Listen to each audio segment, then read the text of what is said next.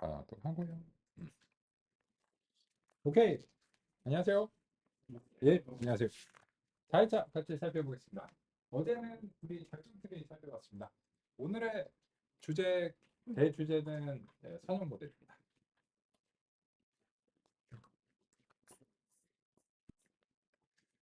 그러면 이제 뭐 주피터 시작하시는 거는 이슈가 아니시라 생각하고요. 이 노트북을 만드는 방법이 이제 두 가지가 있는데요. 런처죠. 실행기를 통해서 수행하시는 이제 그런 방법이 있고요. 그리고 이제 여기 이제 더하기 기호를 통해서 생성하시는 이제 방법도 있고, 그 이제 뭐든지 편하신 건지 하시면 되는데, 다만 이 런처가 이제 아닌 걸로 요걸로 한번 제가 만들어 볼게요. 여기서 이제 요걸 누르면 런처가 나오는데, 여기서 이제 오른쪽 클릭하고 그 뉴 노트북 파일을 이제 만드시는 이런 경우도 이제 가능은 한데, 여기서 이제 약간 인터페이스가 이제 다르거든요. 그럼 이제 untitled ipynb라고 하는데, 요 ipynb는 이제 뭐라고, 이제 뭐의 약자냐면 인터랙티브 파이썬 노트북의 약자입니다. 이게 원래 명칭이 인터랙티브 파이썬이라고 한 2011년쯤에 나왔었어요. 근데 이제 요게 이제 이후에 그 주피터라고 하는 프로젝트로 명칭이 이제 바뀌었는데요. 근데 이제 예전의 명칭 뭐 확장자나 이런 거는 이제 바꾸면 혼란스러우니까 예전의 명칭을 그대로 유지하고 있습니다. 그렇고, 그리고 이제 이런 식으로 이제 하시면 뭐야 하시는데, 이게 이제 새로운 노트북에 이제 커널을 선택을 해줘야 돼서 이제 그렇습니다. 그래서 이제 그 요 파이ML 커널을 이제 선택을 하시면 되고, 이거는 이제 사후에 선택하는 것도 가능합니다. 그래서 이제 약간 인터페이스가 다를 수 있다 뭐 이런 점이고, 그리고 이제 리네임해서 4일차 노트북 이렇게 이제 생성을 하겠습니다. 이건 이제 뭐 뻔한 얘기고요. 그리고 이제 4일차 노트북에서 우리가 3일차 노트북의 결과 중에서 일부를 좀 이제 가져오겠습니다. 그래서 이제 3일차 노트북의 시작 부분인 임포트는 다를 부분이 없죠. 그래서 이제 이 부분은 이제 복사하신 다음에 4일차 노트북으로 붙여 넣으시면 될 것 같고요. 그리고 이제 우리가 어제 반복적으로 코드를 작성하지 않기 위해서 모형 평가라고 하는 이 효자손 같은 함수를 만들어 놨죠.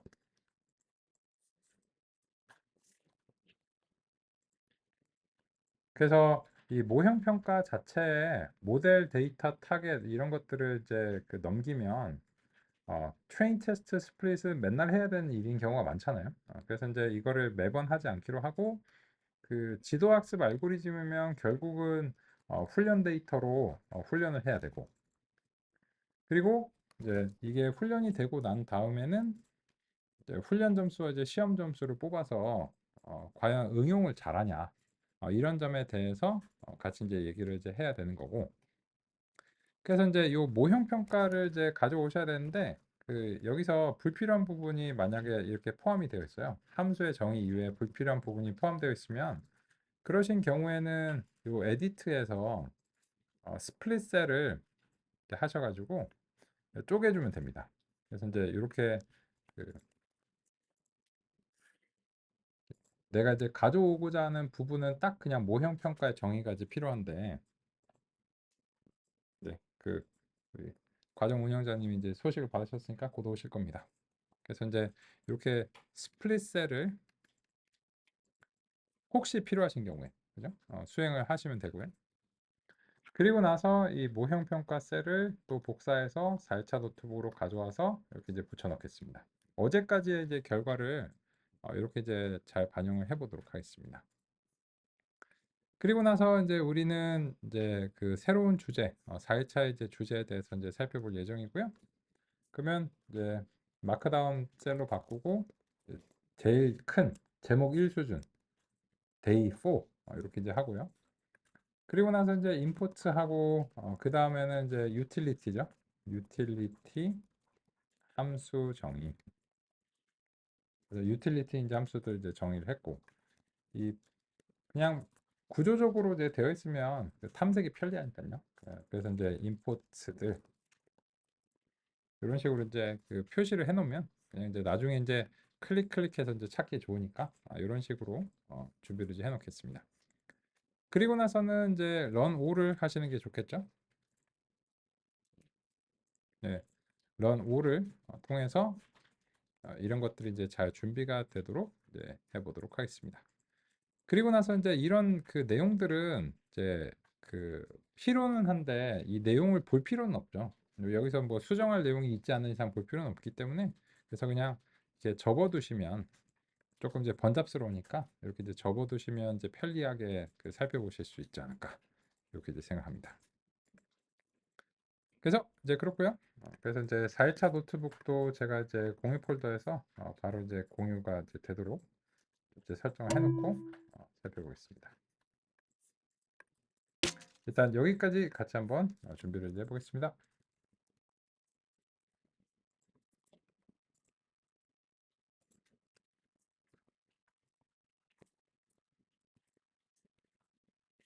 네, 저도 이제 바로 공유가 되도록 설정을 이제 했고요. 좋습니다.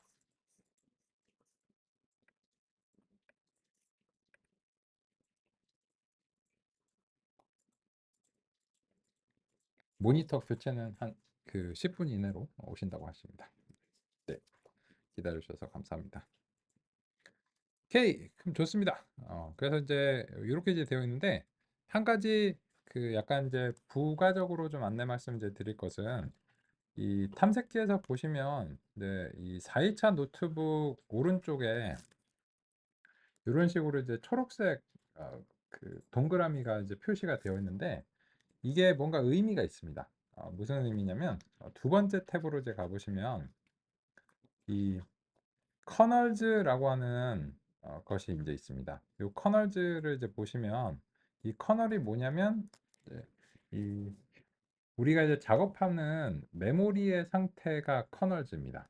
그래서 이제 요 PyML이라고 하는 것이 커널이 우리가 이제 활용하는 커널이잖아요.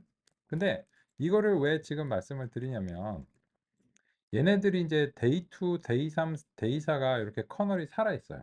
그 말이 무슨 말이냐면 이 3일차 노트북을 이제 예를 들어서 4일차 노트북에서 우리가 이제 여기서 그 넘파이 이렇게 이제 해보면 넘파이라고 하는 모듈이 이제 접근이 가능합니다.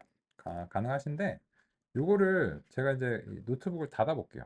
닫으면 네, 저장하고 이제 닫으면 그 닫으신 다음에 보면은 커널이 계속 살아 있어요. 즉 이 4일차 노트북을 닫은 다음에 다시 열어서 넘파이를 다시 한번 이제 넘파이나 아니면은 뭐 사이클 런 같은 거를 다시 실행하시면 그냥 바로 실행이 됩니다.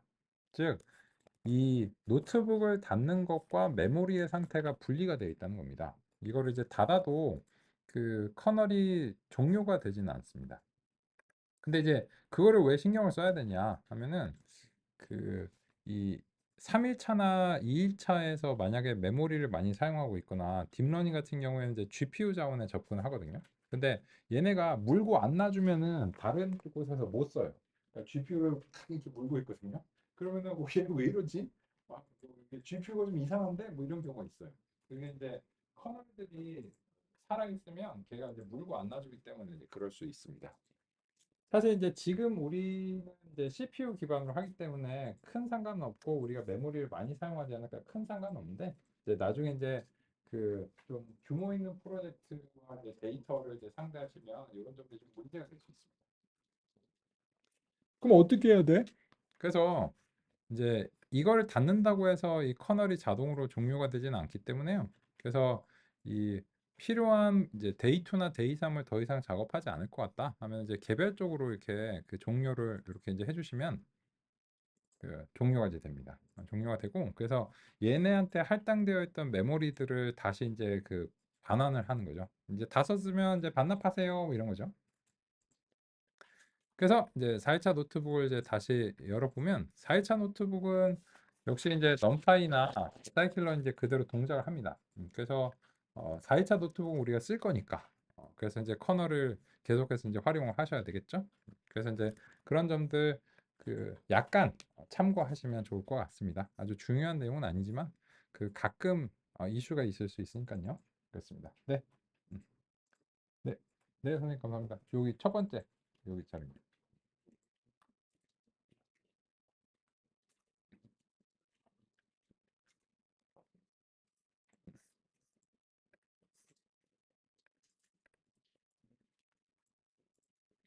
네, 그러면 이어서 살펴보겠습니다. 그럼 이제 4일차 노트북도 이제 잘 준비를 했고요. 그래서 이제 오늘의 이제 대주제인 이제 선형 모형에 대해서 같이 이제 살펴보겠습니다.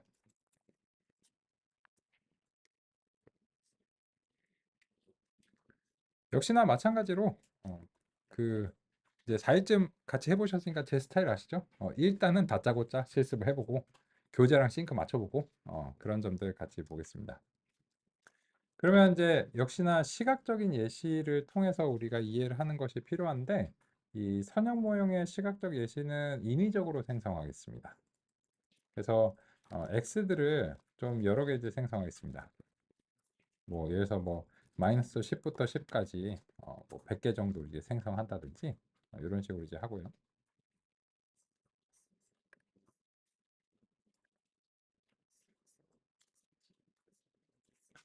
그리고서 이제 여기에 대해서 그 YS 여기 이제 제가 S라고 붙이는 거는 여러 개라고 하는 뭐 그런 의미를 좀 강조해 보려고 뭐 하고 있습니다. 그래서 이제 이렇게 이제 하고 일단은 그 이게 끝난 건 아닌데 일단은 여기까지 하셔서 XS랑 이제 YS를 이렇게 이제 그 그려 보면서 시작을 하면 좋을 것 같습니다.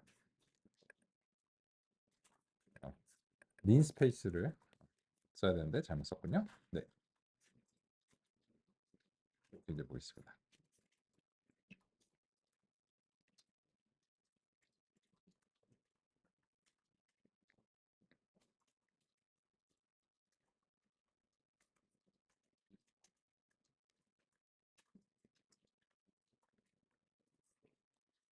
그럼 이게 뭐냐? 일단은 그 린스페이스라고 하는 것부터 이제 먼저 납득하실 이제 필요가 있는데요.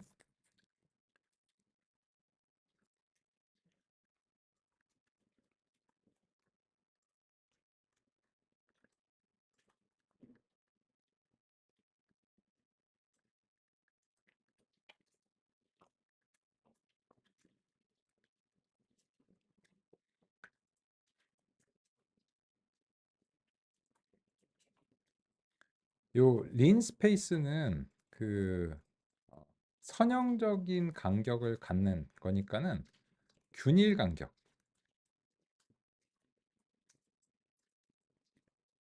요게 이제 린스페이스입니다. 그래서 이제 마이너스 10부터 10까지 이 간격을 균일하게 알아서 계산을 해서 만들어 달라. 이런 겁니다. 그리고 이제 어쨌든지 뭐 이 간격은 알아서 계산을 해주고 총 100개를 만들어 달라 이런 겁니다. 그러니까는 이제 여기에 대해서 이제 그 계략적으로 우리가 이제 프린트문을 조금 이제 써보면 프린트문에서 이제 그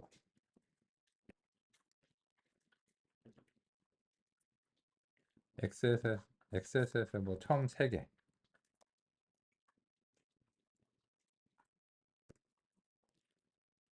마지막 3개 이런 식으로 이제 한번 그 보겠습니다.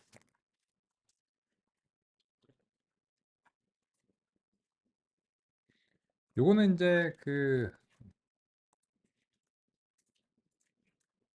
여기에 대해서 그 소수점을 이제 조정하기 위해서 여기서 이제 포맷을 이제 지정하는 경우가 있잖아요. 그죠? 근데 지금도 이제 그거를 할 수는 있는데 이 포맷이 각각의 이제 개별적인 문자열에 대해서 요 이제 숫자에 대해서 이제 적용이 되는데 지금은 이제 이 숫자들이 이렇게 numpy nd 어레이의 원소로 이제 담겨 있습니다. 그래서 이제 한꺼번에 포맷을 지정하는 것은 조금 어렵습니다. 어쨌든 이제 그렇고 하지만 이제 이 보시면 마이너스 10부터 시작해서 그 적당한 간격으로 알아서 이렇게 이제 해주고 마지막에 이제 10으로 이제 끝난다. 이 정도의 어떤 그 부분을 살펴보시면 이제 좋을 것 같습니다. 별거 없죠. 그런데 여기에 대해서 이제 YS를 이렇게 이제 했다는 것은 무슨 말일까요? 이거는 이제 함수로 따지자면 항등함수죠. 그죠? 항등함수고 그래서 이제 요 항등함수가 이런 식으로 그냥 이렇게 쭉 되어 있습니다. 근데 그걸 이제 산점도로 그렸는데 이렇게 그리면 의미가 없죠. 그러니까 이거는 기계학습을 할 만한 의미가 있는 그런 형태의 데이터가 아닙니다.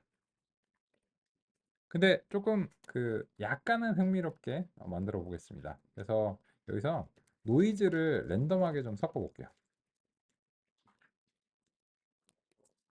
이제 X의 이제 개수만큼 노이즈를 이렇게 만들어 가지고 살짝 흥미롭게 만들어 보겠습니다. 이런 식으로. 네. 그리고 이제 여기서 이제 보실 때 약간 유의하실 점이 있는데 이게 잘 안 보입니다.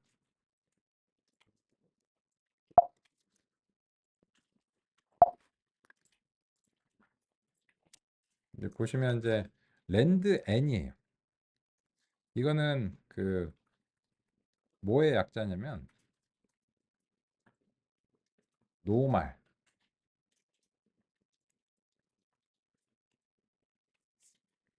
정규 분포인데 표준 정규 분포가 종종 많이 사용이 되기 때문에 그래서 평균이 0이고 편차가 1인 그런 정규 분포 확률 모델에서 지정된 개수만큼 이제 숫자를 생성했으면 좋겠다 입니다. 그래서 이제 요 그 마지막에 n자가 노말을 이제 뜻하는데 요게 n이 없으면 어떻게 되냐면 균일 분포가 됩니다. 그냥 랜드는. 그래서 이거는 이제 시작이 0이고 끝이 1인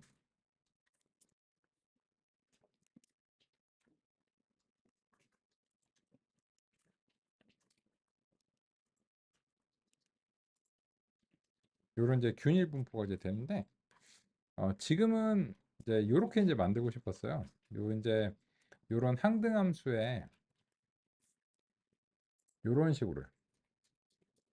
그래서 이제 약간의 이제 노이즈가 그 지금 이제 요 선을 대비해서 좀 클 수도 있고 작을 수도 있게 그죠? 이런 식으로 이제 만들고 싶었고 그런 이유로 인해서 이제 노이즈를 이제 정규 분포로 이제 가정을 해서 다음과 같이 이제 만들었습니다. 별거 없죠? 그러면 이제 요 그 추세를 이제 보시면 이제 이렇게 이제 되어 있는데 여기서 그 매우 자명한 추세선을 이제 한번 그려보겠습니다. 이제 PLT에서 플러스를 이제 수행하고 사실은 XS 하면 돼요. 하면 되는데 이거 이제 YS 빼기 노이즈라고 할게요. 그게 그건데 근데 이제 제가 이제 소개해드릴 그런 내용들을 위해서 다음과 같이 하고 빨간색 점선으로 좀 이제 추세선을 이렇게 그리도록 이제 해보겠습니다. 그럼 이제 보시다시피 이제 다음 같은 이제 빨간색 추세선이 이렇게 이제 그려집니다.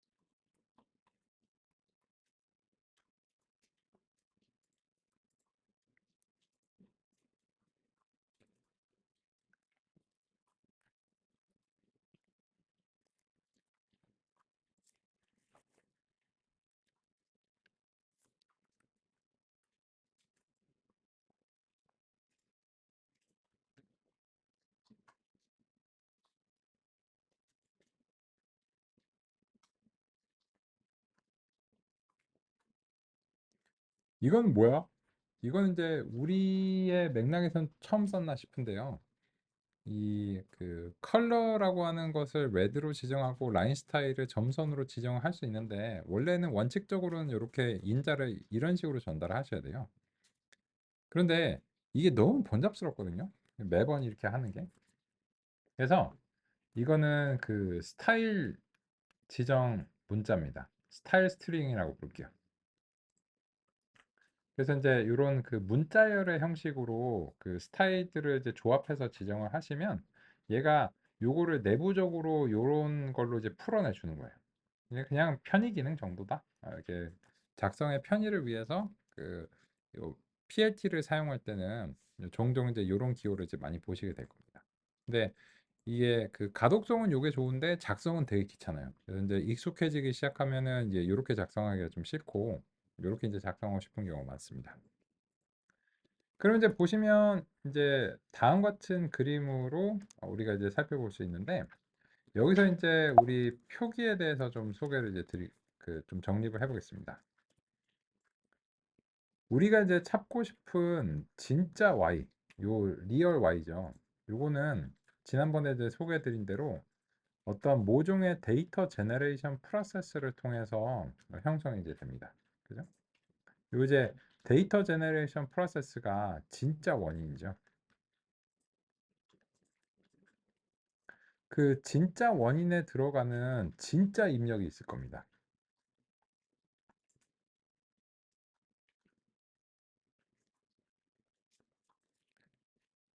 근데 문제가 뭐냐면 이 데이터 제너레이션 프로세스도 우리가 어, 알지 못하는 경우가 많고 이 입력의 진정한 형태도 알지 못하는 경우가 많아요. 근데 이제 여기에 대해서 이제 우리가 할 수 있는 것은 이제 진짜 입력을 근사하는 그런 관찰을 할 수밖에 없고요. 그런 관찰들을 특정한 형태로 표현을 해줘야 됩니다. 그래서 이제 그러한 그 관찰들을 우리는 종종 이제 XI라고 이제 표기를 하고 있죠. 그리고 그런 XI들을 여러 개를 이제 모으면 그게 데이터 셋으로서 이제 X가 되는 거죠.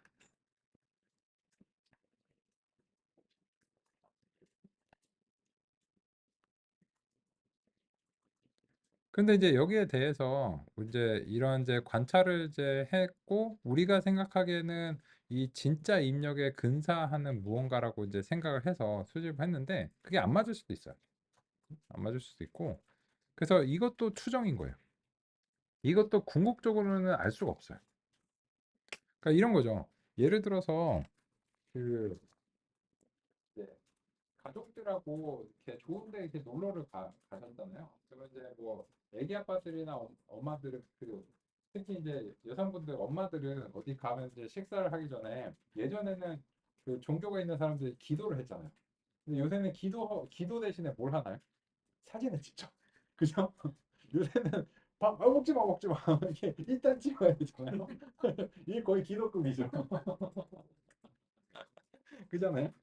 근데 그렇게 해가지고 막 이제 인스타에 올리고 막 이제 소셜 미디어에서 이제 공유하는 게 일종의 의식처럼 이제 됐는데 그거를 아무리 많이 찍는다고 해도 가족이 거기 갔던 모든 경험을 이제 담을 수는 없죠. 그냥 그 우리가 기억을 상기 위해 하기 위한 용도지. 이 느낌이 나중에 이렇게 이게 그 느낌이 아닌데 여기서는 다 표현할 수가 없죠. 그러니까 같이 놀러 갔던 사람들은 그거를 공감하는데 그 사진만 본 사람들은 갔다 왔다 약간 이러잖아요. 그래서 제가 이제 말씀드리려고 하는 건 진짜로 우리가 모든 현상에 대해서 완벽한 관찰은 불가능하다는 거예요. 언제까지나 불가능하다는 거고. 그래서 주가도 마찬가지예요. 주식 가격에 대해서 영향을 미치는 뭔가 진짜 인연이 있겠죠. 그게 뭘까요? 그렇죠. 그거 제가 어떻게 알겠어요. 그러니까 근데 그게 아마도 투자자의 마음 속의 멘탈 모델이겠죠. 그 멘탈 모델도 있는데 어, 내가 투자자가 아니자가 될 수도 있는 거죠. 이렇게 막 난리 났다 해가지고 엔비디아를 보다는 주식에 관심 없는데 그렇게 많이 올랐어? 그럼 사야 될까? 그 진짜 입력이 뭔지는 공식적으로 할 수 없어요. 그래서 대단히 어려운 주제고 그리고 그 진짜 입력을 근사하게 한다고 해도 진짜 원인인 DGP도 알 수가 없어요. 모두 다 이제 모종의 것들이죠. 근데 우리가 할 수 있는 이제 최선은 이제 다 하는 거죠. 그래서 이제 모든 것들이 이제 다 추정인데 왜 이런 말씀을 드리냐면 이게 성능에 대해서는 이 데이터의 형태도 굉장히 의심을 하셔야 됩니다. 여기 성능이 안 날 때 왜 이렇게 성능이 안 나지? 알고리즘 뭐 트랜스포머를 써볼까? 그게 문제가 아닌 경우도 많아요. 그래서 그렇고 그 한 몇 년 전쯤에 그 지진 관측하시는 연구소들에서 그 뒷문에 오셨거든요. 근데 이 지진 관측 그 예측이 기상이나 이런 거는 요새 좀 많이 발전한 것 같은데 지진은 여전히 잘 안 되는 걸로 알고 있어요. 되게 쉽지 않죠. 쉽지 않은 거고 이게 뭘 관찰해야 될지 과연 이 관찰의 그 어떤 그 형태가 지진을 예측하는데 바람직한 입력인가에 대해서 의문점을 가져볼 만한 그런 거죠. 근데 이제 이런 말씀을 좀 길게 좀 드리고 있는데 그 왜 그런가 하면 우리가 이제 그 할 수 있는 것들을 이제 최선을 이제 다했다라고 하면 우리가 할 수 있는 것은 이제 그 모형을 생성하는 겁니다. 임의의 모형을 이제 가정을 하는 건데 이 모형이 무엇이 되어야 하는 것은 그냥 가정일 뿐이에요. 가정이고 그래서 이제 이런 입력에 대해서 우리가 이제 그 요런 이제 형태의 이제 데이터를 이제 제공하면 여기서 이제 뭔가 이제 예측이 나오는데 이 예측이 바라건대 현실에 어느 정도 이제 근사하기를 이제 바라는 겁니다. 만약 그렇다라고 하면은 여기에 가정들을 그렇지 않을까? 그렇지 않을까?라고 하는 점이 아마도 그럴걸? 이렇게 이제 되는 거예요. 그래서 이제 우리가 할 수 있는 최선은 이거라는 겁니다. 데이터를 이제 기반으로 한 이제 최선이고 그럼 이제 요 그림에서 이제 구체적으로 보시면 이게 실제 관측치죠. 그래서 이제 어떤 임의의 i 번째 표본이고 거기에 대응하는 이제 타겟 값을 우리가 이제 정해진 형태로 이제 수집한 겁니다. 근데 다만 지금은 이때까지와는 좀 차이가 있는 점이 있어요. 뭐냐면 이 그 관측된 타겟 값이 실수 형태의 이제 값이다. 라고 하는 점이 이제 오늘의 이제 주요하게 이제 다른 점입니다. 왜냐면 이제 이거를 이제 보시면 예전에는 이게 어떻게 달랐냐면 요 그 타겟 값이 0번이냐 1번이냐 이런 이제 유형들이었잖아요. 그래서 이제 요런 것들은 이제 클래스들이라고 부르죠. 이제 여러 이제 유형들이 있고 그 클래스의 각각의 이제 정수 레이블이죠. 인트 레이블을 이제 사용을 이제 했고 그런데 지금 이제 요런 형태는 이제 주역에 뭐가 달라지냐면 이제 실수 값이고 컴퓨터에서는 무리수를 표현하는 게 불가능하잖아요. 그래서 이제 거기에 대해서 근본적으로 그냥 이제 실수를 근사할 수밖에 없는 이제 부동소수점, 메모리에서 이제 한정된 정밀도를 가지고서 표현할 수밖에 없는 이제 부동소수점을 가지고서 연산을 해야 되겠죠. 그래서 이제 이때까지 우리가 논의하던 것과 이제 근본적으로 다른 점들은 없는데 다만 이제 요런 그 목표 값의 양상이 이제는 유형에서 실수를 근사하는 부동소수점으로 이제 바뀌었다. 이게 이제 오늘의 그 가장 첫 번째로 이제 달라진 점입니다. 근데 그러면 이 모형에 대해서 얘기를 해보죠. 모형 이제 F에 대해서 이제 얘기를 해보고 싶습니다. 이 F는 여러 가지가 있죠. 우리가 이제 if else 문으로 쓸 수도 있어요. if else 문으로 이제 쓸 수도 있고 그리고 이제 몰라 그냥 KNN으로 해 이렇게 이제 할 수도 있어요. 근데 이제 이런 것들은 다 무엇인가 하면은 이거는 이 데이터의 분포에 대한 가정입니다. 이게 이제 분포 가정이라고 부를게요. 이 if else문으로 한다는 것은 그 결정 트리 스타일로 이게 구역을 나눠 가지고 처리가 가능하다. 물론 이제 그 더 고차원에서 이제 구역을 나누면 이제 3D 큐브 같은 그런 느낌이겠지만요. 근데 if else문으로 이 구역을 나눠 가지고 이게 처리가 가능할 것 같은 그런 분포를 가지고 있어요. 그러면은 if else문을 직접 쓰시든지 아니면 결정 트리를 쓰면 되는 거예요. 그죠? 근데 고차원에서는 우리가 if else문을 하기 힘드니까 결정 트리를 쓰는 게 낫겠죠. 그래서 이제 그런 경우에는 이제 결정 트리의 알고리즘을 적용하는 게 낫고 이게 그냥 비슷한 애들끼리 모여 있는 그런 분포인 것 같아. 만약에 이제 그런 분포 가정을 한다면 KNN이 좋은 거죠. 근데 그러면 현재 분포가 if else문과 같이 구역으로 나눠서 예측이 수월한가? 아니면 같은 애들끼리 그냥 근처에서 이렇게 모여 있는가라고 봤을 때 이 둘 다도 좀 많이 안 맞죠. 그래서 다른 형태의 이제 가정을 해야 된다라고 하는 것입니다. 즉 알고리즘이 만능이 없다는 건 이 데이터의 분포 가정에 따라서 적합한 알고리즘이 이제 있다. 이렇게 이제 우리가 용어를 사용하기 시작해야 된다는 것입니다. 그러면 이제 이 세 번째 가정은 뭐냐면 이제 선형적인 관계를 가지고 있을 것이다 라고 하는 가정인데, 선형적이라고 하는 것은 정의가 굉장히 명확합니다. 중학교 때 배운 직선의 방정식, 가장 간단하게는 이런 관계가 선형적인 관계입니다. 그래서 이제 x가 증가할 때 y가 일정하게 증가한다. 그 비율은 물론 이제 1대1은 아닐 수 있지만 어쨌든 x가 증가하거나 감소하는 거에 대해서 y의 증가와 감소의 그 비율이 일정하다. 그렇게 이제 된다면 이제 이거는 이제 선형적인 이제 가정인데, 어, 세상의 데이터들이 그렇게 다 선형적이지 않을 가능성이 있겠죠. 그러면 네 번째 가정은 뭐냐면 이게 매니폴드 가정입니다. 뭐라고? 네, 공감합니다. 근데 이 매니폴드 가정이라고 하는 것은 뭐냐면 신경망이 동작하는 원리에 대한 가정입니다. 이거는 이제 그 좀 더 고차원 데이터가 이제 비선형적인 함수의 조합으로서 그 표현이 가능하다. 이렇게 간단하게 말씀드릴게요. 그래서 그 만약에 이 분포 가정이 if else 문으로도 안 맞을 것 같고 KN도 안 될 것 같고 선형적이지도 않은 것 같아. 그러면은 이제 이 매니폴드 가정의 영역이가 이렇게 이제 평가가 되는 거고, 만약에 이제 그런 가정의 영역으로 평가가 되면 이제 신경망을 적용해야 되는 이제 그런 이제 상황으로 봐야 됩니다. 그런데 지금은 이 네 가지 중에서는 어떤 것에 더 부합하는 것 같나요? 선형적인, 굉장히 선형적인 관계가 있죠. 이렇게 약간의 노이즈를 제외하고 있으면.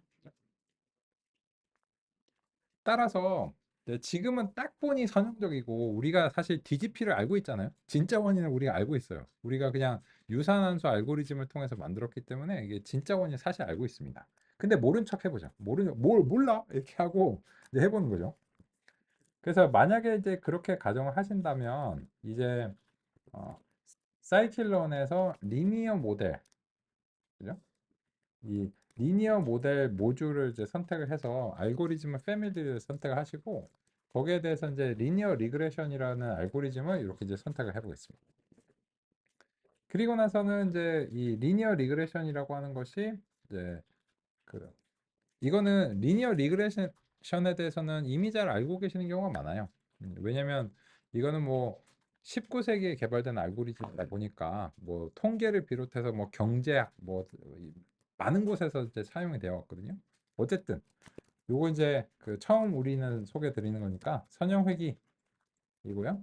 리니어 리그레션 이렇게 이제 설정을 하겠습니다. 그리고 나서 이제 이 선형회귀도 그냥 뭐 fit 하면 됩니다. fit 하고 x랑 이제 y를 이제 제공하면 됩니다. 근데 여기서 한 가지 유의하실 점이 있습니다. 뭐냐면 이 XS를 2차원의 디자인 행렬 형식으로 구성을 해주시는 게 필요합니다. 이게 이제 왜 그런가 하면 그 이게 설령 이제 그 차원이 1차원이더라도 우리의 알고리즘들은 2차원을 가정하고 있거든요. 그래서 이제 형식 요건이니까, 그래서 이게 그 작은 XS의 이제 쉐입이 큰 XS의 이제 쉐입으로 이제 어떻게 바뀌었는지도 한번 보시고, 일단 여기까지 해서 XS랑 YS를 해서 그 코드가 이제 문제없이 동작을 하는지 이렇게 이제 살펴보겠습니다.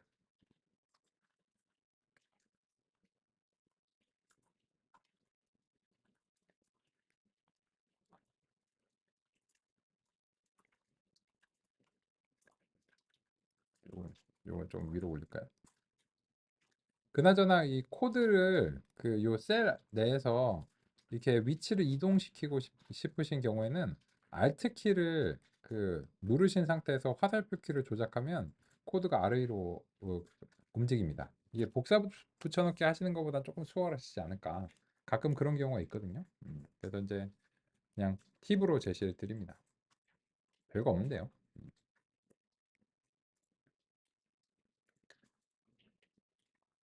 이게 좀 번잡스러우니까 이 프린트문은 지우죠. 뭐 아시니까 그런 건.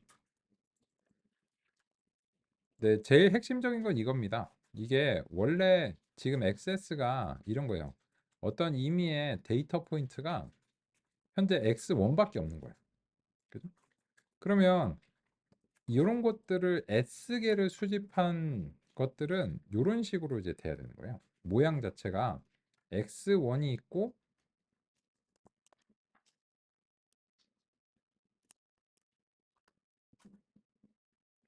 여기에 대해서 이제 S개의 형태를 이제 가져야 됩니다.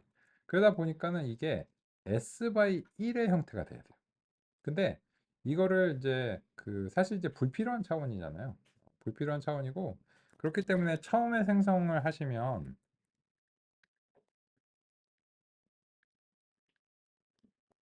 요거는 그냥 S개가 됩니다. 이런 식으로. 근데 이런 형태를 요 핏에서는 못 받아요. 우리가 이제 어딘가 뭐 그 서류 같은 거 제출할 때 그 요건이 있잖아요. 뭐 서류의 요건 이런 거 이제 있는 것처럼 이 알고리즘들은 S by N의 형태가 이제 필요한데 설령 그 n이 한 개밖에 없다고 할지더라도 이런 형태를 유지를 해줘야 됩니다. 심지어 기계학습 쪽에서는 이런 형태의 행렬에 대해서 특별한 이름도 있어요.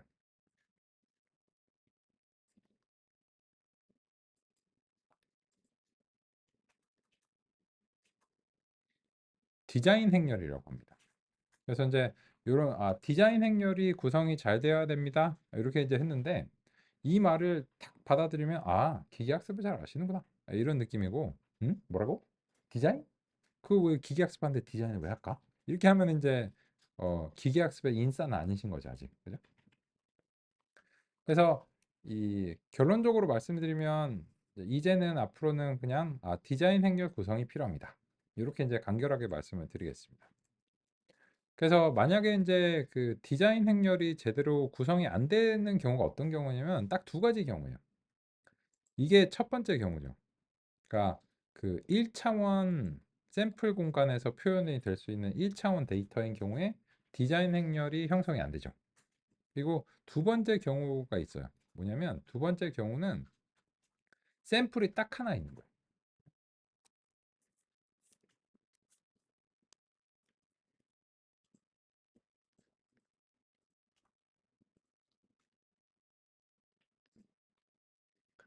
이런 경우 그 첫 번째 표본이 두 개 이상의 이제 특성으로 이제 되어 있다고 해도 요거를 이제 형성을 하면은 요거는 형태가 n개가 됩니다. 그죠? 요게 이제 그 두 번째 형태거든요. 그래서 샘플을 이제 하나만 제공하실 때는 요 쉐입이 n개가 아니고 x의 이제 쉐입이 1 by n이 되도록 해주셔야 돼요. 그래야지 디자인 행렬의 형태를 유지할 수가 있겠죠. 근데 지금은 요 그 첫 번째 스타일입니다. 첫 번째 이제 사례, 스타일이 아니고 사례에 대응하고 어, 샘플은 여러 개가 있는데 특성이 하나밖에 없어서 디자인 행렬이 구성이 안 되는 경우이거나 아니면은 특성은 여러 개인데 샘플이 한 개밖에 없어서 디자인 행렬이 구성되지 않는 경우. 이런 경우에 한해서 우리가 이 재형상을 해줘야 될 필요가 있습니다. 나머지 경우는 우리가 직접 이걸 해줄 필요가 없어요. 왜 그럴까요? 그냥 그 샘플의 개수가 많고 n이 많으면 자동으로 이렇게 수집하면 그냥 S by n이 되기 때문에 이런 재형상을 직접 해주실 필요가 없어요. 근데 딱 이 두 사례에 대해서는 수동으로 재형상을 이제 해주셔야 됩니다. 야, 근데 오케이, 그건 알겠어. 알겠는데 마이너스 1은 못 가. 이게 이제 뭐냐면 그 요 첫 번째 자리에 있는 값을 그대로 사용하겠다는 겁니다. 이제 무슨 말인가 하면 원래의 형상이 그냥 S 하고 이렇게 이제 되어 있어요. 그러면 요 S가 뭐가 됐든지 간에 요거를 여기다가 그대로 이제 쓰겠다는 거예요. 만약에 이걸 몰랐어. 그럼 어떻게 해? 그러면 한 줄만 더 쓰시면 돼요. 그래서 요 S를 그냥 획득을 하시면 돼요. S를 랭 해서 XS라고 획득하신 다음에 S를 여기다 그냥 써주면 돼요. 별거 없어요. 그냥 편의 기능이다. 이렇게 이제 보시면 되겠습니다.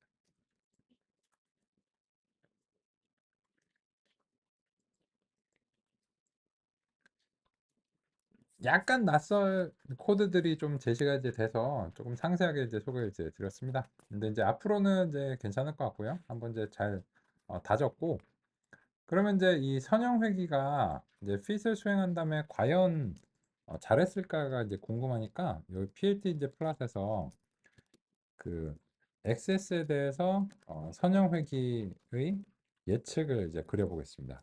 이때 주의하실 점이 있는데요. 여기 대문자 XS 디자인 행렬을 쓰셔야 됩니다. 그죠? 요 디자인 행렬들. 근데 여기는 왜 디자인 행렬을 안 했어? 요거는 그 X축의 그 구간들이거든요.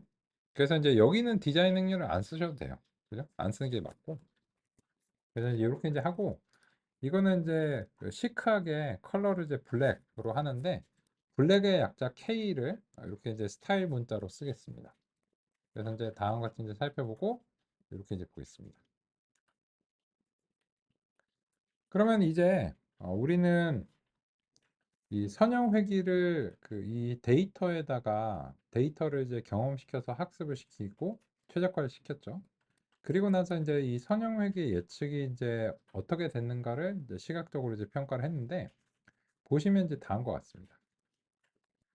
그러면 이제 이렇게 이제 얘기를 할게요. 요 붉은색의 점선이 우리가 생각하는 이상적인 모형의 출력이라고 가정하고 그 이상적인 모형의 출력은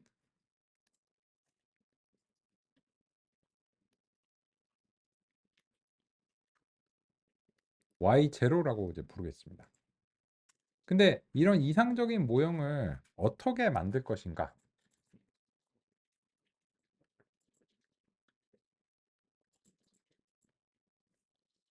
그거는 우리가 이제 결정을 해야 되는 거예요. 우리가 이제 결정을 해야 되는데 이상적인 모형의 특징은 무엇이냐? 진짜 데이터에 근사합니다. 근데 근사한다라고 하는 것은 우리가 어느 정도 좀 규정을 할게요.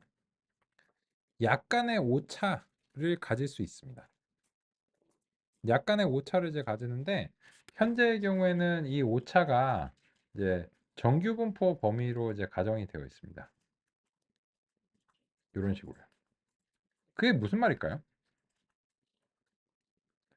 이게 이런 거죠. 그 정규분포, 표준 정규분포의 의미를 이제 생각을 해보시면 다시 한번 이제 표준 정규분포의 의미를 우리말로 평이하게 좀 그 해석을 하면 이 평균 0에서의 확률이 최대입니다.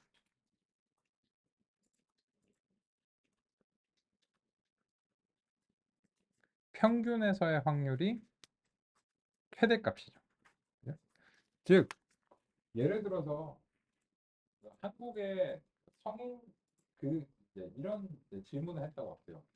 자, 어떤 사람이 한국의 남자야, 혹은 한국의 여자야.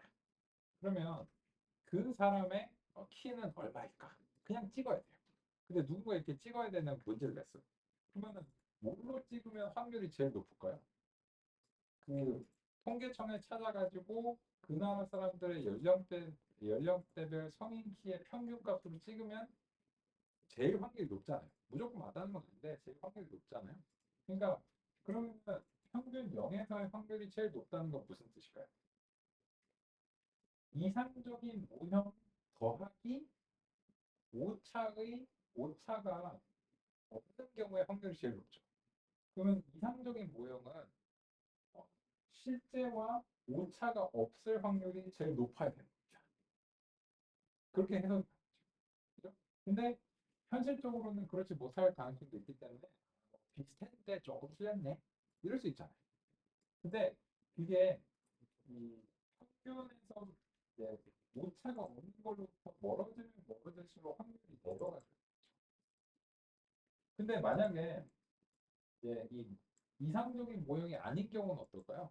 여기에 대해서 그 실제로는 여기서 예측인데 예측은 여기인데 실제 값이 여기에 나왔어요. 이러면 이 모형이 효과적이라고 가정할 수 없죠. 그리고 되게 황당하게 틀리는 거예요. 아까 뭐 빅데이터를 빈대라고 얘기한 것처럼 황당하게 이제 틀리는 거니까 그런 경우는 이상적인 모형을 볼 수 없죠. 따라서 현재로서는 이상적인 모형은 실제 데이터와 다음 같은 관계를 이제 가정해야 이상적인 모형이다라고 서술할 수 있을 것 같습니다. 오케이. 쉬는 시간 이후에 이어서 살펴보겠습니다.